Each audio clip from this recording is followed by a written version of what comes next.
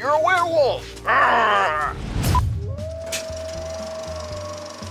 MTV's very own Teen Wolf is one of the rare examples of a show that takes an original premise, in this case, a 1985 movie of the same name, and turns it into something more than a sum of its parts, if we do say so ourselves.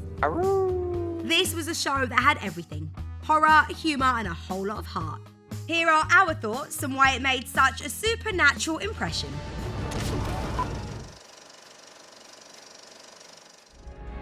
With me, you learn control.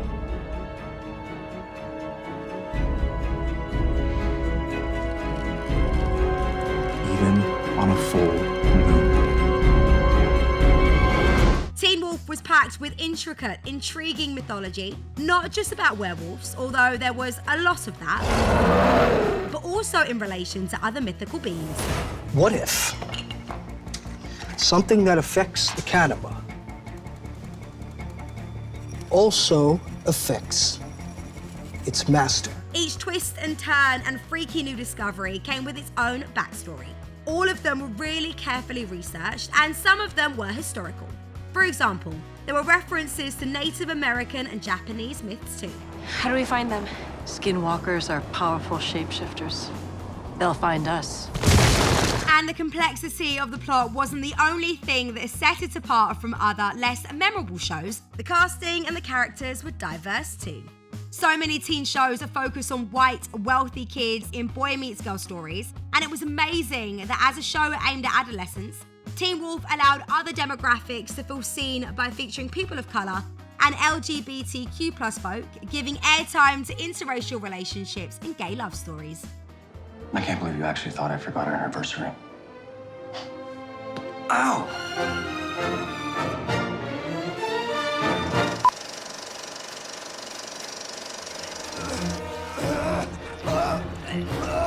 Long before Stranger Things came on the scene, with kids spitting gross alien tentacles into the sink, Teen Wolf has set a precedent for teen TV shows being full-on hideous.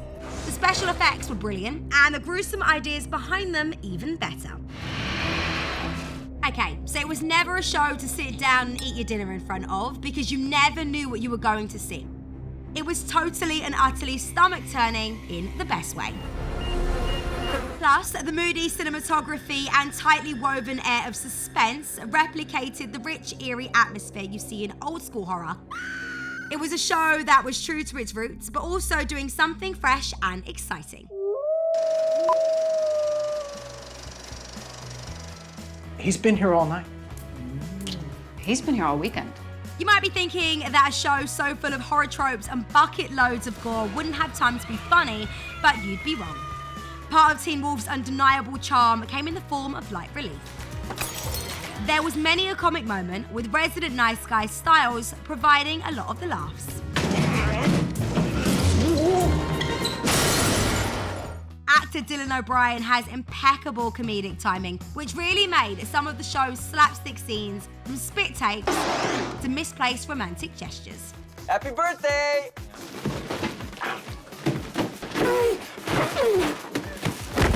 The writing was razor sharp too, so there were plenty of quips throughout. I'm 147 pounds of pale skin and fragile bone, okay? Sarcasm is my only defense. As well as the kind of comebacks we can only dream of making. How'd you get those scars? A werewolf?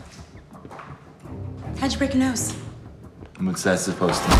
And moments of hilarity that seems surreal against the life and death goings on, but that served to highlight the genuine friendships between characters. I don't really like the whole Obi-Wan thing he's got going on, you know? Freaks me out.